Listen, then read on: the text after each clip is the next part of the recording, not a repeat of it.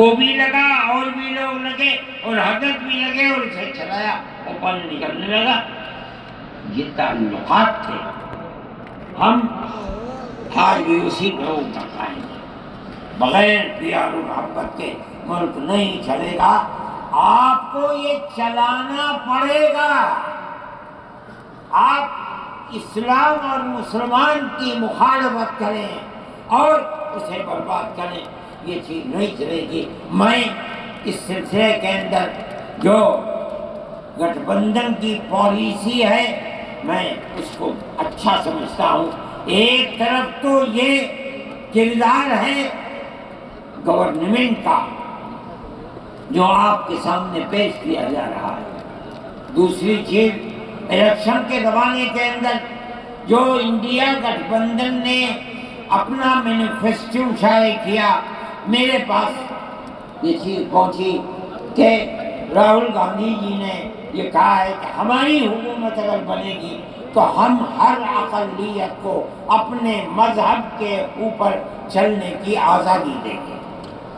میں نے ان کی اس بات کو قدر کی نظر سے دیکھا اور میں نے اعلان کیا کہ اس اعلان کے بعد مسلمان کو اس گٹھ بندھن کی جس میں رہ کر اس کو آزادی ملتی ہے اپنے مذہب کی، اس کو ووٹ دینا اپنے ملک اپنے دین کی حفاظت کے مرادف ہے۔ اور مجھے بڑی خوشی ہے کہ سارے ہندوستان کے مسلمانوں نے ایک جٹ ہو کر کے گٹھ بندھن کو ووٹ دیا اور گٹھ بندھن اس طرح سے آگے نکلا اور بی جے پی آ گئی۔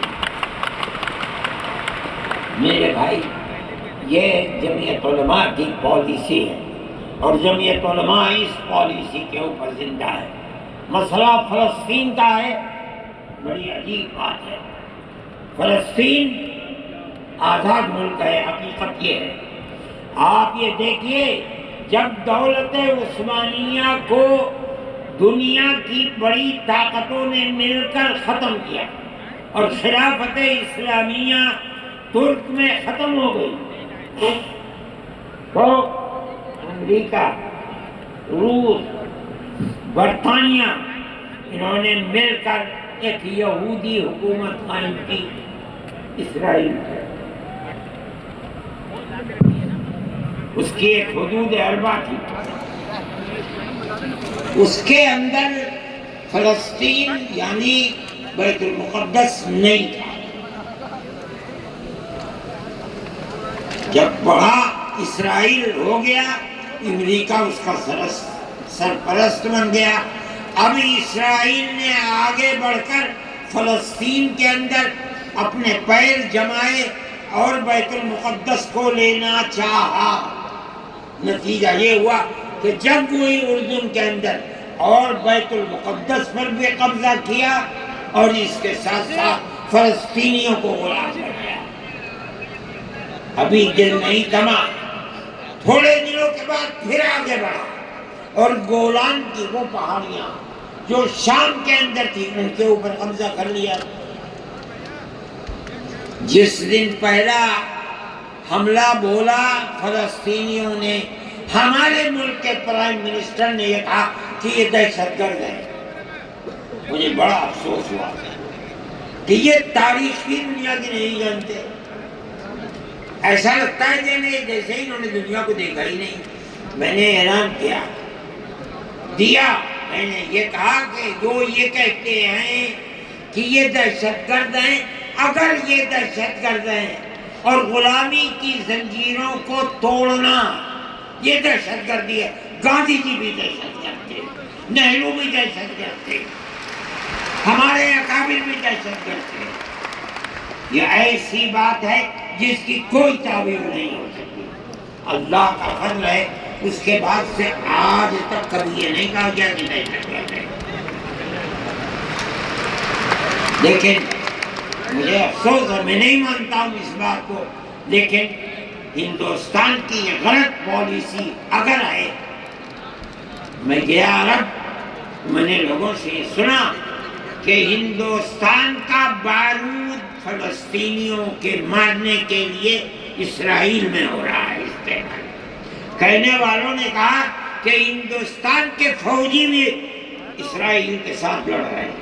میں اس کی تصدیق نہیں کر سکا ہوں، اتنے میں بات نہیں، مگر میں یہ کہتا ہوں کہ کھل کر پالیسی ہونی چاہیے۔ آپ اگر فلسطینیوں کے قتل عام پر بازی امریکہ کی طرح کہیے کہ ہماری فوجیں اسرائیل کے ساتھ، آپ بھی کہیے کہ ہماری فوجیں لڑ رہی ہیں، اور اگر نہیں ہے اپنے دامن کو پاک کیجیے۔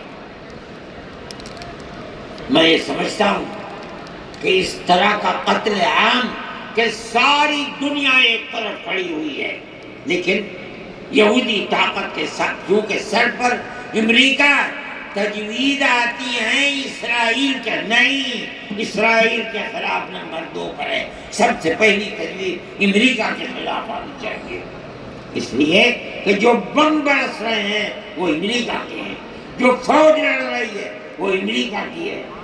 اسرائیل کے پاس کتنا ہے؟